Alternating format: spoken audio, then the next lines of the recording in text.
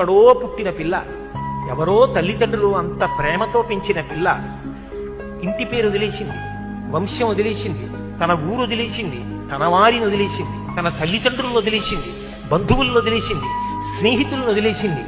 ముక్కు ముఖం తెలియని నా కొడుకు చిటికిన వేలు పట్టుకుని నా ఇంటికి వచ్చింది. తాను మరణ సదృశమైన వేదన పొంది ప్రసవాన్ని పొందింది. నేను తాతనయ్యానని తాను పొంగిపోతాను. నా వంశాన్ని నిలబెట్టింది. మా మామగారు బాగుండాలని కోరుకుంది, మా అత్తగారు బాగుండాలని కోరుకుంది. తాను నోము చేస్తే, వ్రతం చేస్తే నా భర్త దీర్ఘాయుష్మంతుడు కావాలని అడిగింది. నిద్ర లేచి మంగళసూత్రం కళ్ళకద్దుకుంటే మా ఆయన బాగుండాలని కోరుకుంది.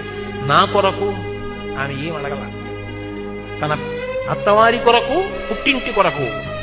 ఆ పిచ్చి తల్లి ఎక్కడో పుట్టిన పిల్ల నా ఇంటికొచ్చి ఇన్ని చేసిందే, ఆ పిల్లగా నాకెక్కువ, నా కొడుకు ఎక్కువ అంటే ఆ పిల్లే నాకెక్కువ, నా కోడలే ఎక్కువ. అందుకే నా తండ్రి నీకు మామ, నా అన్న నీకు బావ, తండ్రితో సమానం.